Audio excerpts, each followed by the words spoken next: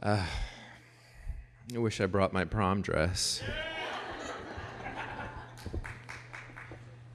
So it was 4:30 in the morning, and I was driving my wife, my mother-in-law, and my two kids to the airport. They're on their way to Malaysia for a month. They were going to spend a month without me because I couldn't get the time off from work.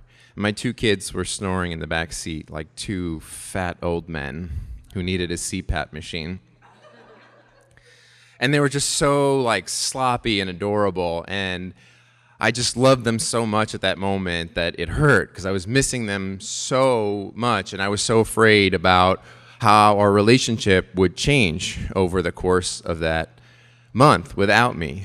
And so I knew that I needed to divide into inside Mike and outside Mike. And outside Mike needed to be a rock for my wife and my kids and just needed to be fine. And that's what I was doing. And inside Mike, I was just a toxic soup. I was afraid and I was angry.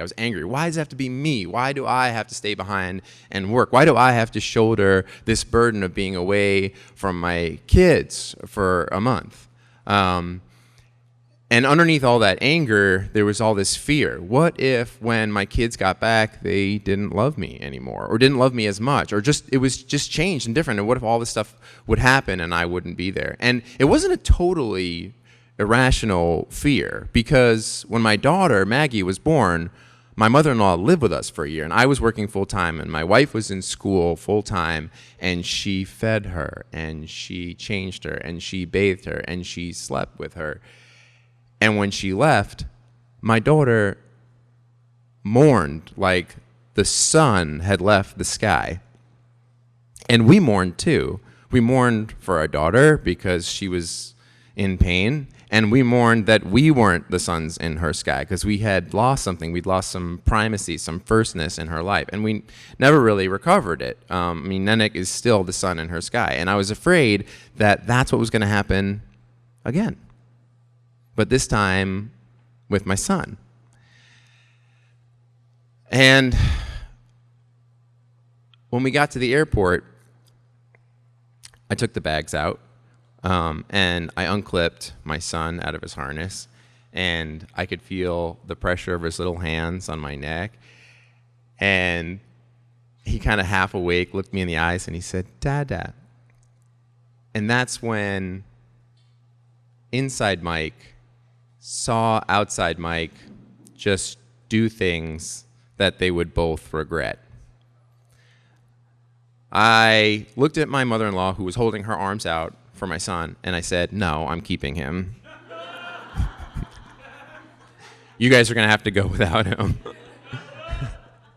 And my wife came, and she just took Ira out of my arms, and she gave him to my mother-in-law, and then I looked everybody in the face, and I said, "Goodbye forever," with 10 out of 10 shittiness. And without telling anyone I love them, I walked away and drove away. And 31 hours later, my wife calls me after she lands in Malaysia, not to divorce me like I'd expected, but to find out like how the fuck I'm doing. Because she saw through both my masks, the one that I put on for her and the one I put on for myself. And she knew that I wasn't angry. I was just scared. And I said, "Nadia, I'm so sorry. I fucked it up again. I wanted to be your rock." And she said,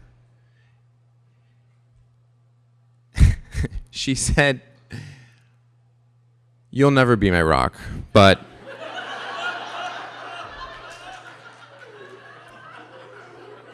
maybe you'll be my redwood tree."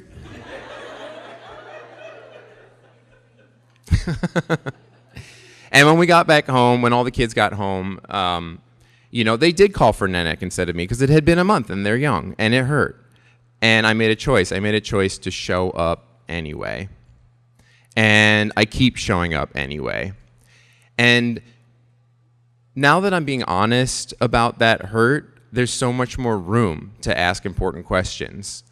There's so much more room to appreciate the fact that my kids have multiple people in their lives that they love so much, even if they're not me, you know?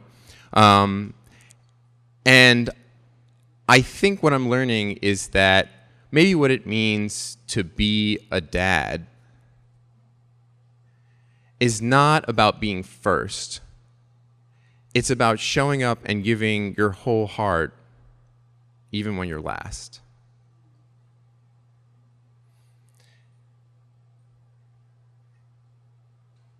I love my kids, I love my wife, and I love my mother-in-law. And thank you to all three for being almost here. My kids are at home. Thanks so much. Bye.